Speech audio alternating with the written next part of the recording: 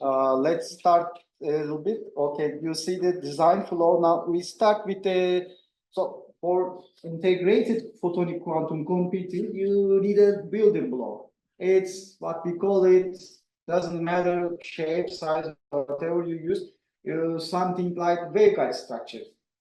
Why waveguide?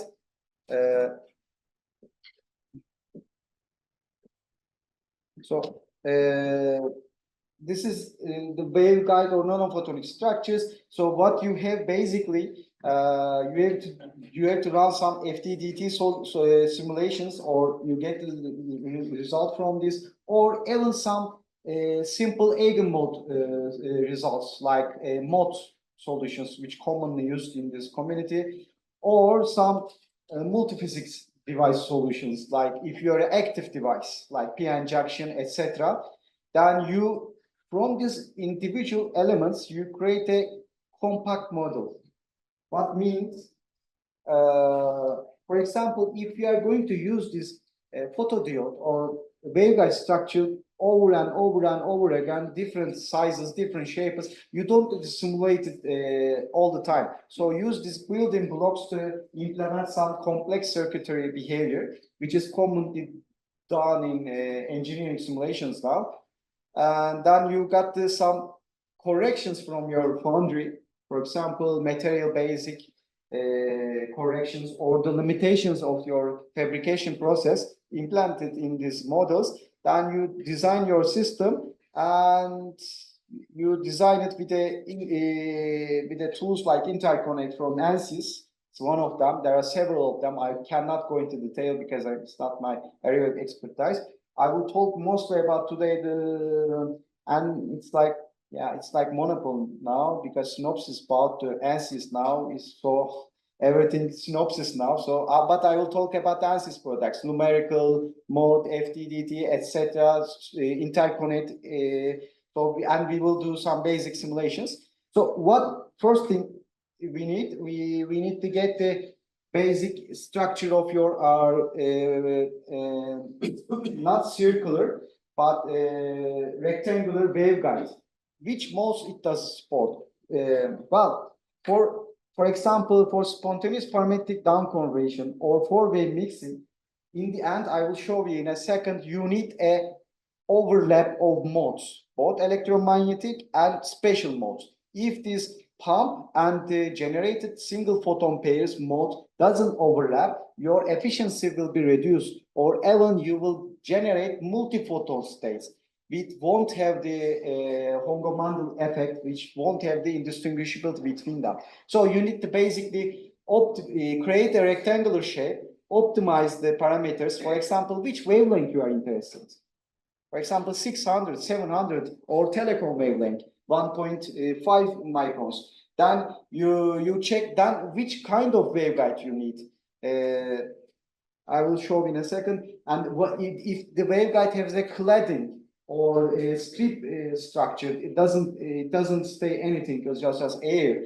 Then how do you optimize the meshes? If there is a tightly interacting region, for example, ring resonator to waveguide, you need to create an additional mesh area for this. And then you need to create boundary condition and choose them very carefully.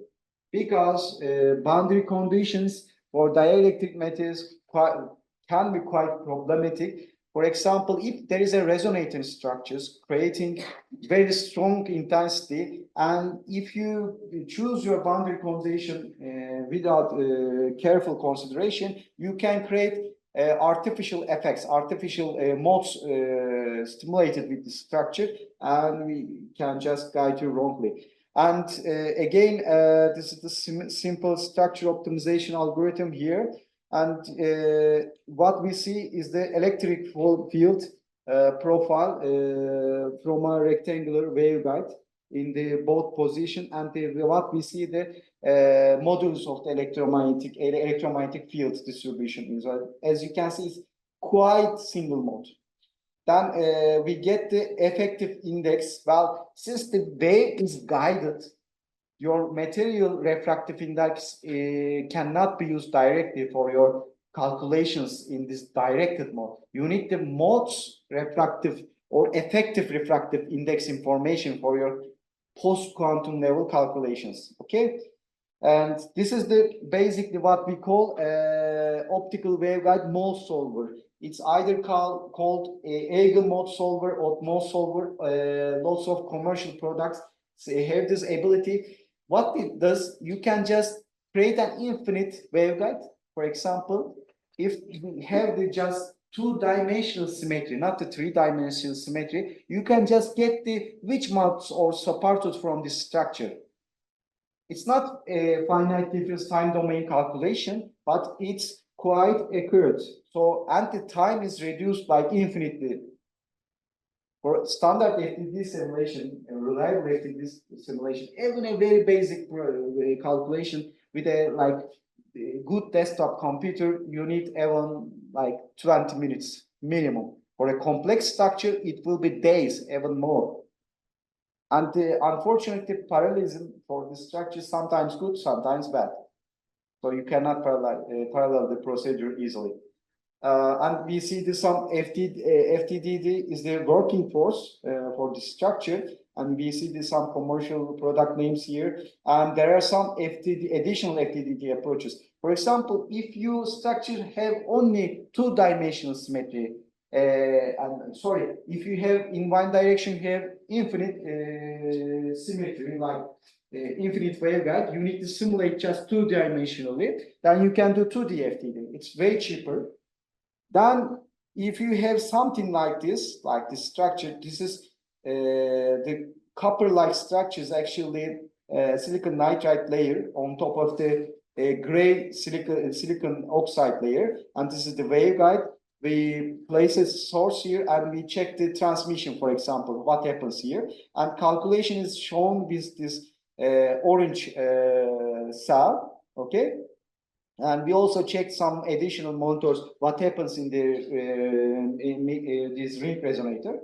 And if you want to simulate this, you can use some approximate approach for this system, which is correlated variational FDDT with effective index method, or you can use beam propagation method, eigenmode expansion method, again, couplet mode theory or transfer methods. Depends on your complexity. And all of them available on all the SAS. So, are there, especially for single photon simulations, are there any packages that solves the quantum transport equations rather than maximum? Well, actually, we don't do anything quantum with this simulation. But what we do,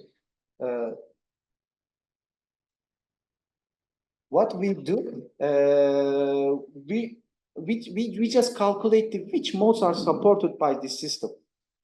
For example, in principle, I want to my photon detectors works at 1000 nanometer, and I want everything to work at 1000 nanometer. Then I operate, simulate and optimize this structure to work on 1000 nanometer. Then I will just jump to the quantum simulation, which I will show in a real simulation in a second. There are two approaches for that. For example, let's start with the real simulation now. This is from the console page, another physical simulation for photonic structures. You have lasers, active devices, detectors, etc., or gratings for some resonators, or grating couplers to input or output direction of the chip, and waveguides or modulators or ring resonator, etc. Quite complex chip here we see. And let's see the typical waveguide structures commonly used for this system. It's optical fibers, we already know, and channel, what we call cladded like optical fiber, and this is called reach. And we call another structure REAP, which has differences. There's an additional layer on top of the reach, and we have the strip loaded. Bottom and top is same, and there is an insulation layer.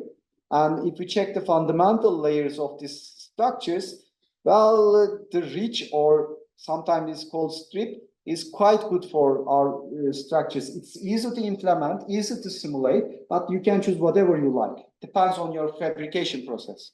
You cannot, as a designer, you cannot choose freely. So You just open your simulation cell. I will just open in a second. So, sorry for interruption. So if you take the lecture, Classical Electrodynamics from Jackson books, you see that if you just solve the problems for optical fiber, there are several modes available, some wavelength cutoffs, so boundaries on your system. This is just solving like a classical function.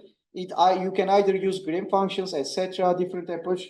Anyway, so I will just sweep height and width and get the modes. Like this is the electric field distribution of these modes. For example, fundamental, TE, DM0, and other modes, higher order modes. Okay. Well, I can share the details, some additional files to the organizer, so you can just follow the instruction from the numerical website. It's easy, quite easy. What you define, dimension of these waveguides, and just click on a calculate modes button. That's all. Can you also calculate the frequency eigenmodes? Yeah, you can just also frequency sweep, for example. You calculate this mode with an effective refractive index of this mode or the system behave for different frequencies. You can just, after that, you can calculate it. And the good thing is you can do it in a Python or some, I don't know, it's only support Python now, I guess, Python environment without leaving the Python environment. So what you do, you just create a for loop. I was just gonna show it. Create a for loop, for example, different height and width, put them in together, then switch the parameter, all right? In results, you just choose to select mode. For example, if you are interested TE00 mode, you just select the TE00 mode, then you extract the frequency sweep result of this mode, effective refractive index and group velocity. I will get in this topic, but what you need is the effective mode area for these nonlinear interactions and the group velocity. I will show in a second why you need group velocity. Then you just close the numerical and get the information due to some post-quantum calculation in Python. It's quite easy. For example, there is it's the SPDC waveguide numerical with nonlinearity. If you check it's the website, you can get a student license with your university email. It doesn't matter. It has the same capability, but it's slower. That's all. So for this kind of calculation, you don't need too much speed to learn, and it's free. And you can just study this sample easily. It's just a SPDC waveguide, but what kind of waveguide? It's a aluminum oxide, aluminum gallium nitride layer, creation and inversion symmetry. So this, you see the aluminum gallium nitride layer are sandwiched between aluminum oxide layers, and there is a bottom aluminum oxide layers. By doing that, you create effective nonlinearity, all right, in some direction. So now you have the effective nonlinear medium. You can just guide the laser to the system and check the results. So what you need in the end, the solution of this, for example, this Hamiltonian of the system is a biphoton wave function.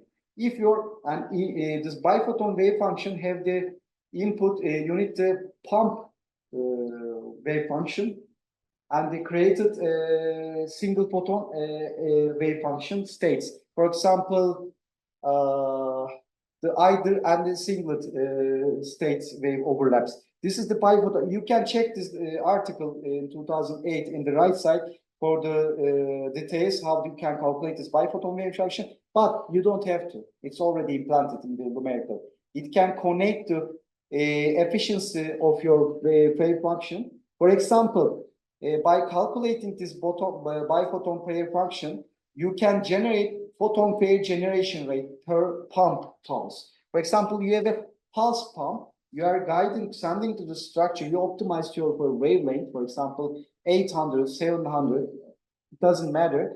You can just get this graphs, which is called mode overlap of different modes, and you get the overlap at 780 nanometers.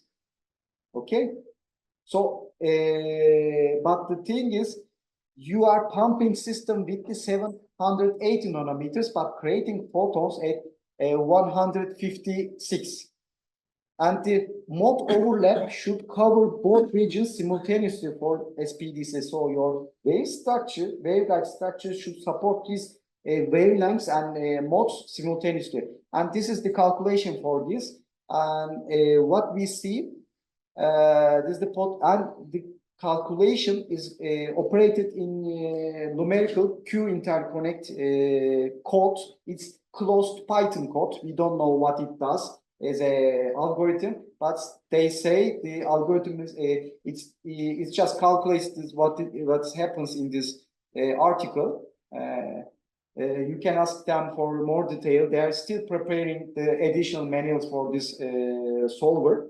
But in the end, you get a generated rate. For example, you optimize some system, it will say the photon generation rate per phone will be 100, 1,000, 18,000. You will get the numbers directly from that. And you will get this phase matching functions and biphoton wave functions, etc.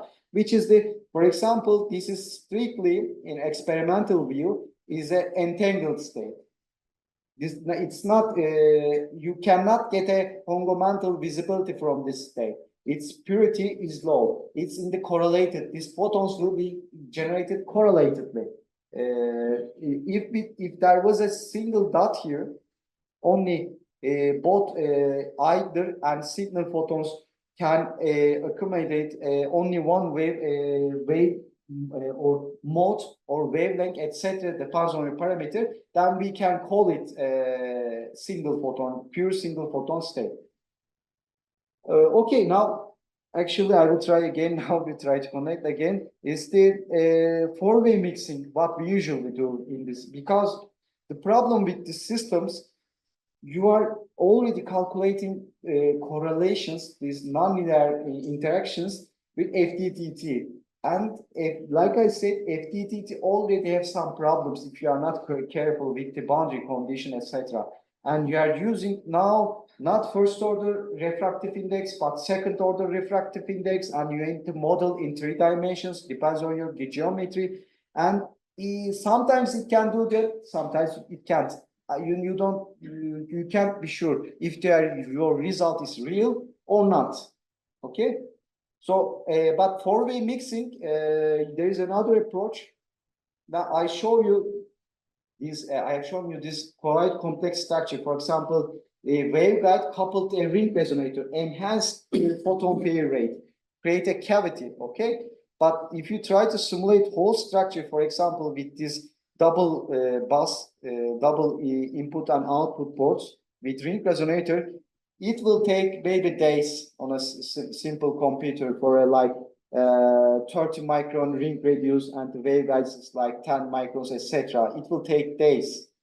It's quite hard problem to calculate properly to get the information. But what you can do as an engineer or as a physicist, or you can just discretize the problem. You don't need to calculate whole spectrum because it has some symmetries. For example, there is a straight waveguide line, right? You can just calculate some modes calculation, get the straight waveline parameters. Then you can also do with same tool very easily banded wave calculation.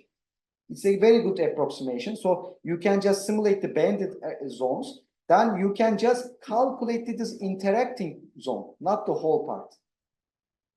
And how do we do that? It's like this. This is the interaction zone, which you need to precisely calculate, which is the hardest part. And you need additional meson from the FTTT calculation, okay? But you can just get this straight and banded zones from the regular mode calculation, which will take like 30 seconds or 1 minute. This will take, for example, for a approximately moderate calculation, like 15 minutes or 30 minutes instead of days now. And you can just, for example, calculate the transmission from the system. If I was in the laboratory, I would just shine a light on it and check the transmission spectrum. What I'm trying to get is, what is the quality of this cavity? What is the free spectrum range? What is the full width maximum? What is the absorption of in the transmission range. You need this information even for whatever application you require, but quantum, you need this also. Let me try a little bit again. Maybe just stay there, maybe it connects. Check another second. And like I said, you did some FDD calculations, you extract the coupling coefficient. This calculation also available in numerical website. And you can just run it with a student license. You don't need anything at all. And it's well documented. It produced the same result over and over. I personally tested, so no problem. And from this calculations, like I said, you need the group velocity, effective mode index, which is the area, effective mode index area, half full without maximum of this transition, pump power. If you are pulse laser, you need the repetition rate and dimensions of your ring resonator, because you want to access some additional thing. And what is the nonlinear second order refractive index or the related parameter? You can just get it from the literature easily, or variation a little bit. Okay. From alternative one is using Q interconnect module from the numerical, for example. I don't know if the other companies already implemented this structure, but you can just get this input, feed them the Q interconnect, you get the B photon wave function. As you can see, now you can get a fundamental effect. It's in pure state as a single state. You can use it for quantum computation, or you can check.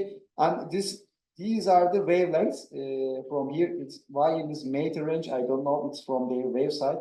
It's but in the way you can see as a micron 1.5 to 9.5. So your signal, the idler will be for example, 1.46 and 1.45. Okay, and this is the algorithm behind of this, the photon generated per pulse. And for example, I will just run the calculation and get this result. For pulse, I will get 0.01 pair.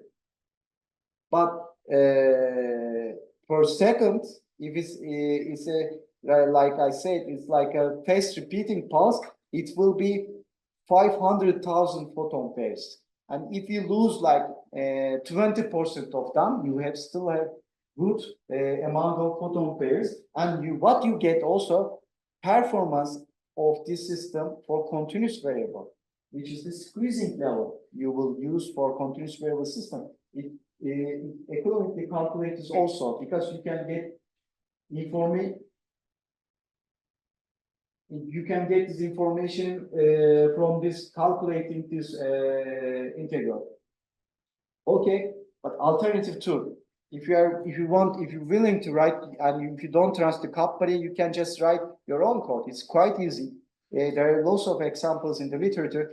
What is your model? You have the polarization, you have the refractive index, second order refractive index, connected is third order susceptibility by this component. These are just regular. You just need this from the literature, and you need the nonlinear constant.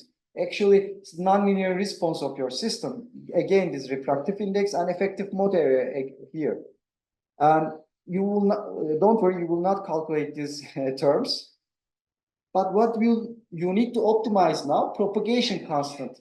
Well, in Monday, I'll talk about the momentum conservation, right?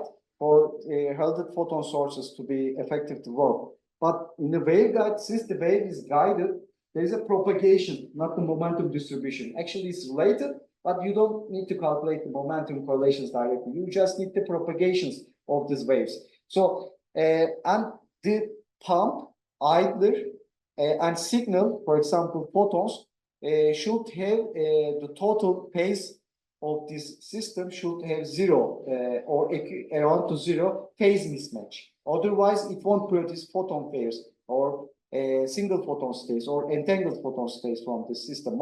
Energy conservation is satisfied by itself, so you don't need to worry about it. So there are three parameters you need to calculate this. First, the material-related refractive index changes, from your either signal wavelength frequencies, or since you are guided wave, not the original material itself, the refractive index also have like effective refractive index. So you need to consider that for different wavelengths also. And you have the nonlinearity phase mismatch related to your laser pump and your nonlinear coefficient. You need to consider three of them. If you are working from SPDC process, but for four-way mixing, it's quite easy. You only need material and the last one, because the wavelengths are so close to each other for this system, the wave guiding effects can be quite negligible. Okay, and you just draw a circular shape like this, and you calculated the modes or rectangular shape from the your calculation. For example, you optimize your rectangular shape of the waveguide or ring resonator like 400, 500 nanometer height and width, okay? And it supports the wavelength you want. And you don't mess with it anymore. It's just fixed numbers now, the in-plane dimensions. But the radius of this ring and the coupling distance or gap distance between them, it affects your calculations now. From the, for example, you need to, I don't know, everything is from a different background, but you need the phi list of your system, which is the ratio of full spectrum range to full width maximum, which is full width maximum can be easily calculated again from this, and the full spectrum range. And for example, if you want to create photon pairs separated 20 nanometers each other, what I mean, you pump, for example, pump the laser to this waveguide 800 nanometers, okay? But you want to create photon pairs, one of each, 790 and 810. It's approximately because in the frequency window. So then you can, from this guess, you can just calculate the ring of radius because it's called frequency free spectral region. And from this length of your ring radius, you can calculate other parameters or the related parameters.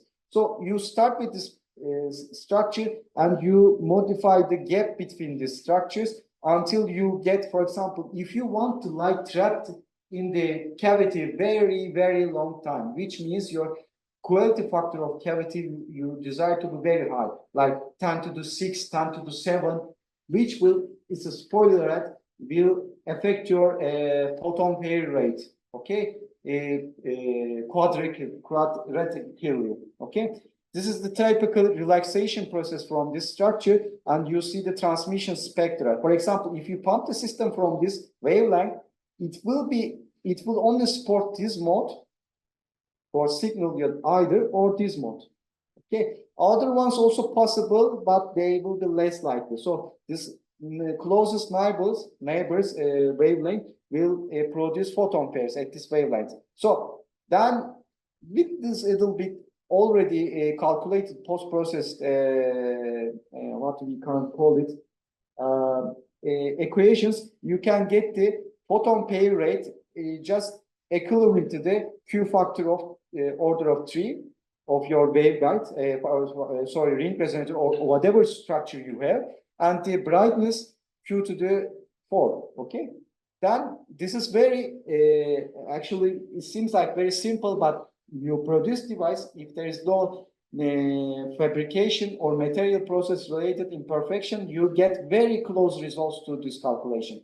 It's already proven over the decades. And for example, this is the calculation I did, for example, for 800, 700 nanometers. This is the, for example, if you have a laser like 800 nanometers and you try to create photon pairs, approximately, this is in frequency region, unfortunately, this is the terahertz difference. For example, you are creating 350 terahertz with a laser pump. And what we'll get, for example, 330 and 370 terahertz photon pairs, and you see that the total phase will be just around here, 0. Sorry, here 0. Then you can get the maximum brightness or the phase mismatch, phase match condition from this region. And this is the parametric gain of your process. and you can see the parametric gain around this, for example, 6 tera's or 8 tera's difference for signal ident quiet eye is like 40. And this is also related to this calculation. And you can just get the information from this like FDDT or mode and just post-process in a numerical calculation. And I can check it if it's. I'm sorry. I couldn't.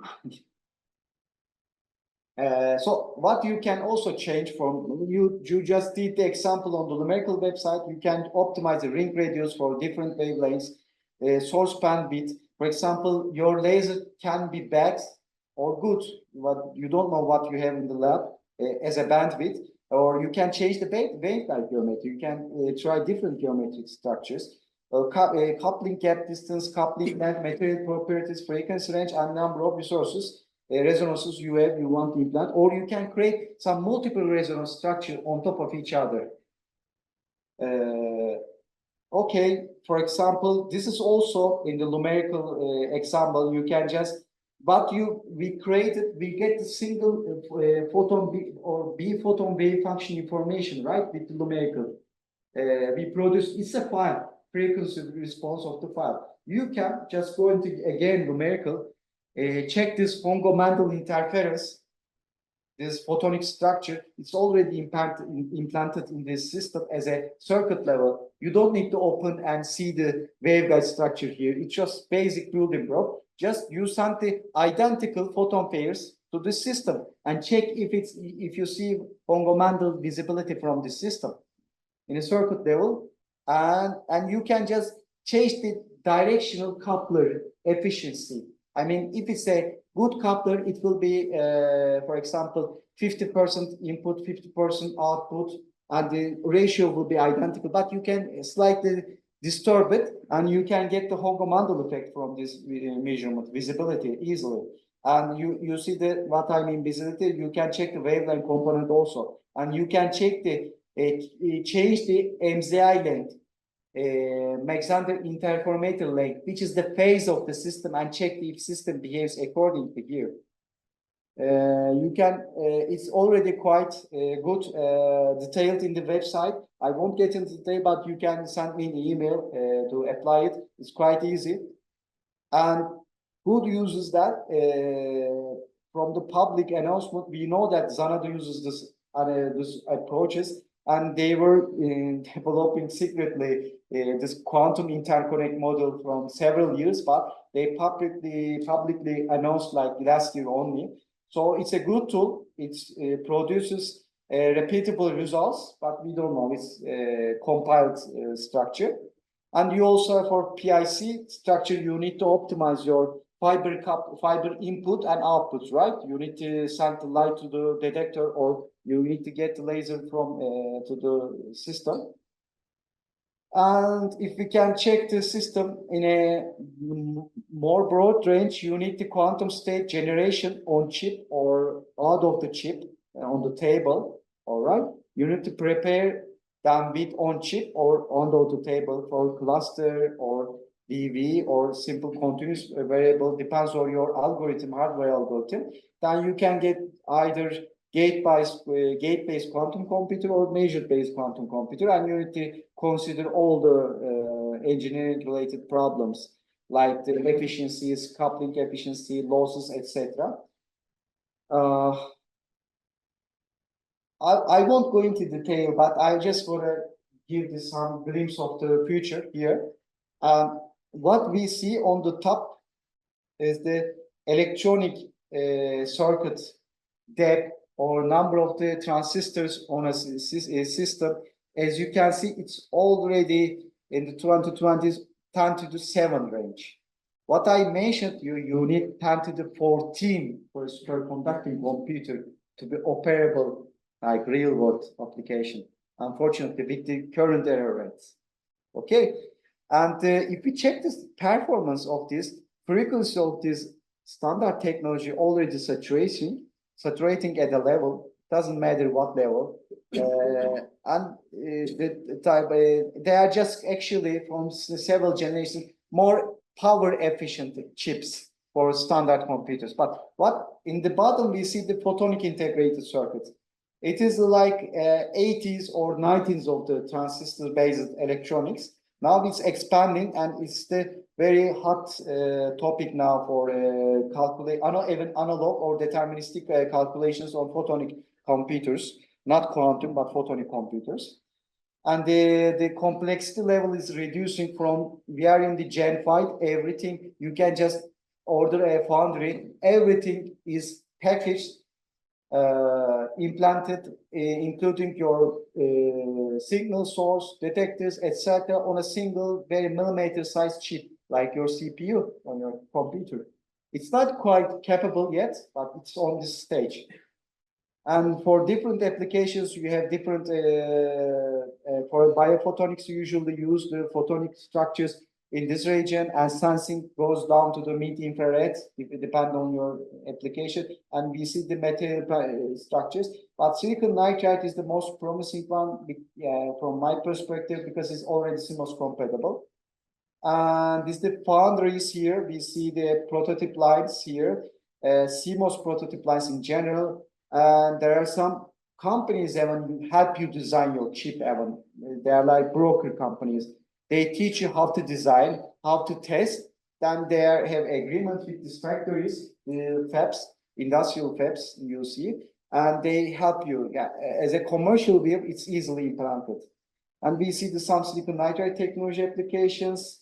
And there are some, like I said, processes like silicon on insulator. We call it silicon oxide and silicon, or silicon nitride on top of silicon oxide, or this kind of complicated structure. And what you can do with this different structure, silicon oxide and silicon nitride, mostly if you look at this commercial foundries here, this last two columns, waveguide couplers, optical, except the optical system, active optical components, you can get most of them now. But now you can integrate indium phosphide lasers to these systems, which is compatible. For a quantum perspective, we have this hexagonal shape. There are some elements, linear elements, nonlinear light generation, single photon emission, detection, scalability for each material. And if you have the perfect hexagonal at the other range, then you have the perfect material, but you don't have it, unfortunately. But you have the options now. A diamond even there as an integration, which is very hard, but it's over there. And we see some building blocks for photonic integrated circuits, grating couplers, beam splitters, MZI and nanophotonic structures, electro-optic modulators or phase shifters, etc., or Y branch. And it's already late, so I won't get into detail, but basically you coat silicon nitride on top of silicon oxide, you etch them, but you need E-beam lithography. Unfortunately, it's quite hard to implement, quite hard to get a clear picture. And as a fabrication process, there is also etching process. You need, since you calculated everything for rectangular structures, you want the perfect geometric structures as much possible. But from the fab or what you are collaborating with, you can get this factors from your fab and implement your design according to this. This is also another fabrication process, also inducing packaging and bonding, and you can even see the modes here, simulation from a cloud structure. And let's see what's basically needs. For example, if you want to build a system to just in the fab of this thing, you need a clean room. It's like this kind of equipment in that. This is for example, molecular beam epitaxy tool. It's a very expensive tool, but unfortunately, if you are working on silicon oxide or silicon nitride, you don't need this. You can just buy the wafer, and you need to implement some clean room, wet etching or wet procedures. And you need to implement some material characterization in the clean room. And there are some classifications of the clean room. For lithography, you want mostly you want 100 classification, but in general 1000 is enough, which means is the number of particles in particular sizes like few hundred micrometers can be found in this. For example, 100 means 100 particles can be found in the whole room approximately. And this is how the state of the labs, fabs, this is the commercial fabs, everything is integrated, and operators only just open the boxes, close the boxes, and everything's operated and repeatable. So we, for example, what you need basically, either you use low pressure CVD, which has the highest single crystal quality for silicon nitride or silicon oxide, basically, but I will talk about the silicon nitride type or PECVD. It's still optimizing, but you can get very good result with the system. You need like photoresist coating with spin coaters, etc. And you need the e-beam lithography, and you need a person experience of 10 years minimum to operate it properly for your purposes. So that's like two places in Turkey, maybe. Yeah. So, and for etching, you need very complicated dry etching techniques, or we should be optimized for several years to work properly. And in the end, you can get this type of structures from generation to detection on same chip, like in the tip of a fingerprint. You don't need to get the fab, and they can just connect electrical and optical connections in the fab already. And if we look the perspective as a not quantum perspective, but general photonic perspective, what we expect in the few years, they will have very narrow laser already integrated in this chip, which was very hard to produce, like indium phosphide lasers, which tremendously help to generate continuous variable states or homodimension of them. This is the problem now. And also hybrid integration, different materials on same chips, also another problem. This is also an expanding area. We already shown good results. And the chip size, which you can fit in this the order, which will affect your complexity of your structure. If, for example, if you want to complex very difficult problem with lots of variables, you need a very circuit depth of thousands of parameters.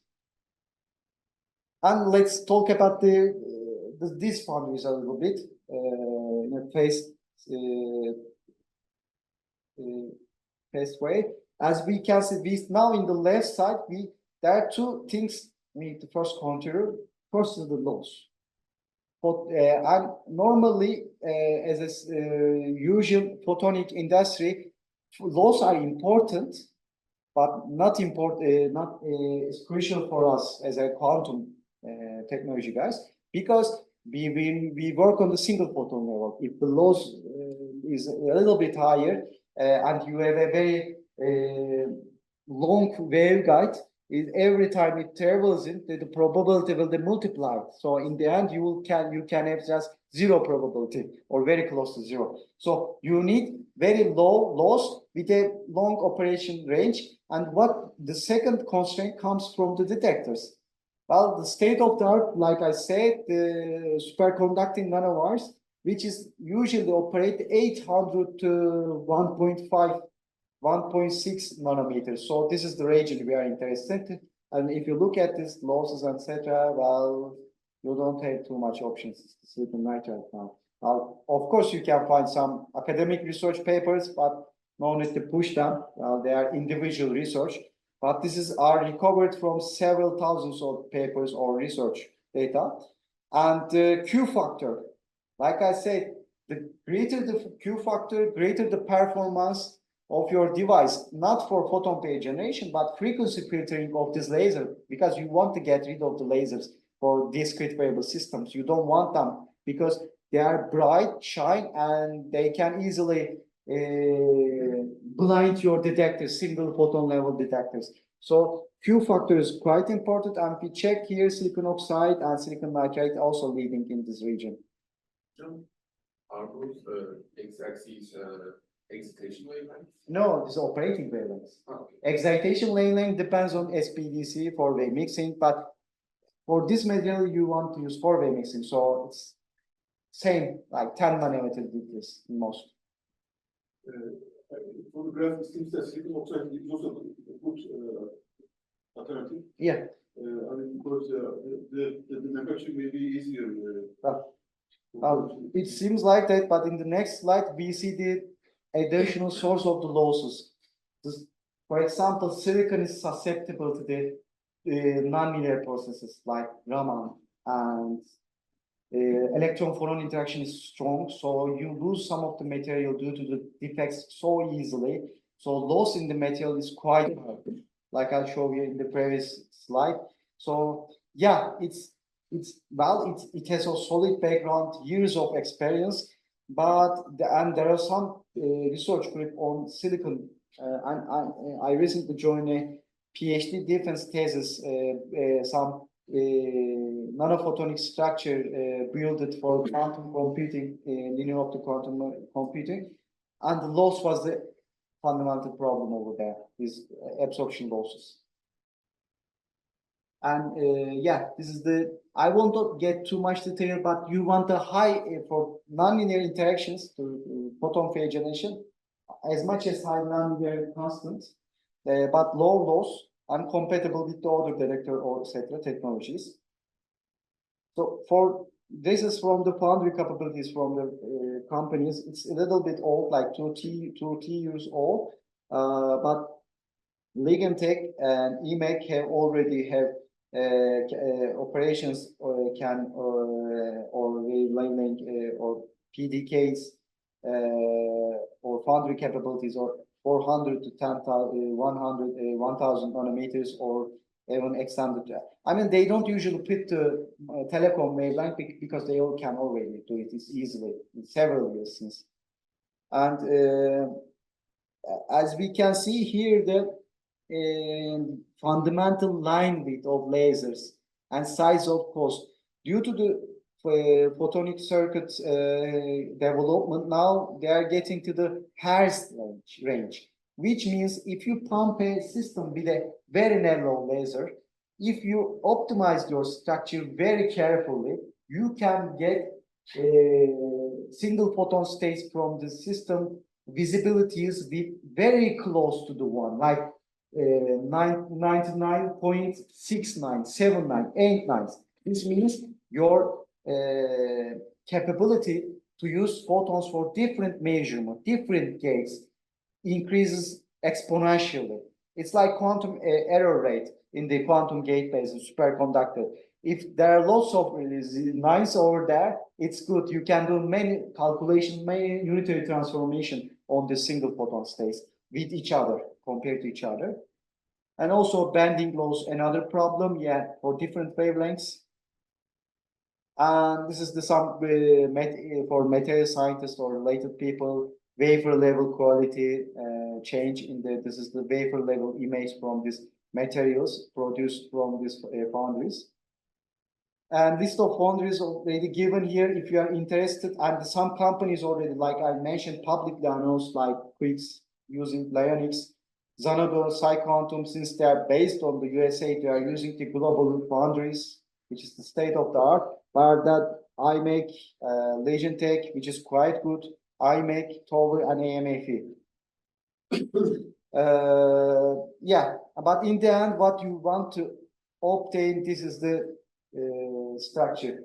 3-5 structures, lasers, all right, you want to obtain. Some silicon nitride ultra low circuits. For example, this is for filtering a laser or system. You see the ring resonator, lots of curves over there. It can frequency filtering like highest range. Then you have some spectral processing or frequency comp generation or quantum processing software, and data manipulation, etc. for CMOS, just not the photodiodes, but transistors, maybe some classical transistors, some simple operations integrated on same chip level. And this is, it's not the future like 50 years ago, or 60 years ago, forward. Like 10 years ago, maybe photonics will reach this complexity, not for only quantum photonics, but in general. So this is the take on, I think, the quantum technologies in photonic quantum computers will be the main driving force and exceeding the superconducting circuits in few years, which I see. And this is for today. I'm sorry I couldn't run the simulations, but if you can reach me, I will be around today. You can just email me my name and surname, Hacettepe Editore. We can meet and I can show you the details of the simulation. I wanted to work, but my home computer is acting up. Sorry. Yeah, thank you.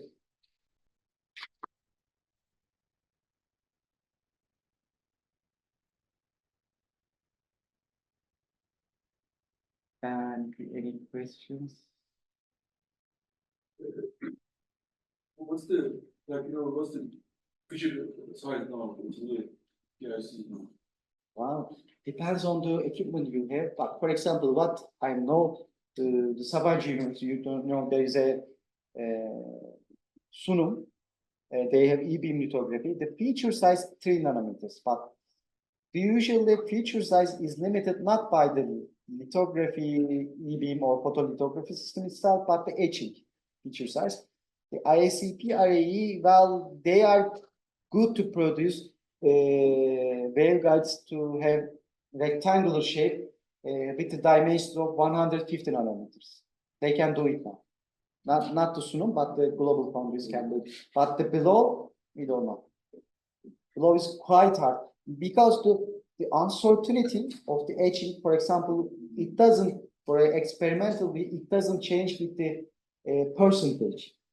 It changes like numbers, like 10 nanometers.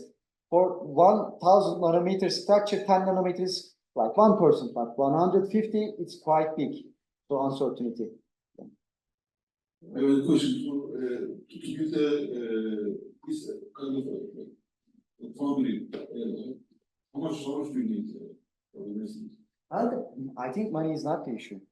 I think the person, e-beam, a good e-beam lithography, a good person can do this kind of etching. Well, there was a gap in the Sunum. The Caltech just grabbed him directly to foundry, and he was a very efficient person to build this structure. They did even create silicon nitride MEMS structure hanging in the air.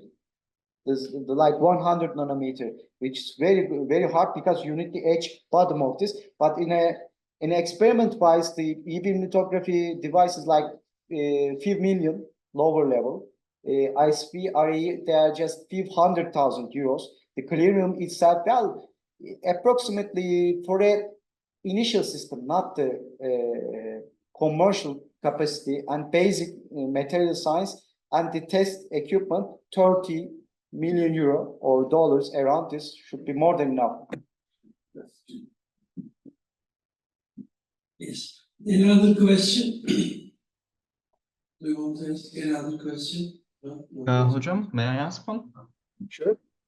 Regarding the waveguides or the photodiodes or other components, while simulating them in FDDT, there are scripts that Lumerical provides that I have also used in a simulation of mine. And currently I'm having a kind of a assumption problem of the material. I am trying to guess the quantum efficiency of a material. Do you have any advice on regarding how to more accurately guess this number, like the percentage of the quantum efficiency, without having the material itself accessible physically? Because there's no way for me to conduct actual experiments to confirm its quantum efficiency. Do you know any advice, or do you have any sources that I may go and look up regarding this? I just want to ask, what do you mean by quantum efficiency? Quantum efficiency of, you mean Of a photodetector, to be specific, the material inside the photodetectors. You are trying to simulate a photodetector structure, or A photodetector structure, but the photo diode of the photodetector itself. One of the. welcome to the commercialized product level classified information area, which will be quantum level. Quantum, you can't get it easily. Yeah, I It's see. in the literature, you can find it, but you can. I don't know if you are an electronic circuit simulator. I don't know. Actually, I can't guide you, but what I know, we did some experiments in the back in the company. This level of information is not easily get by. Yeah, because we had a partner, Vigo Systems, a photodetector producer.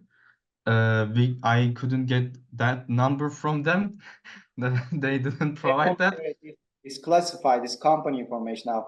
Yeah. Yeah. This is why we are implanting this false school to generate information circulation. Yeah. And the quantum, for example, you will ask same question, for example, 10 years now, you will ask, for example, how do I simulate these waveguides for photonic quantum computers? Where should I start? Which wavelength is good? I won't be able to tell you, which I will sign an NDA with some company or government also, or some people. Yeah.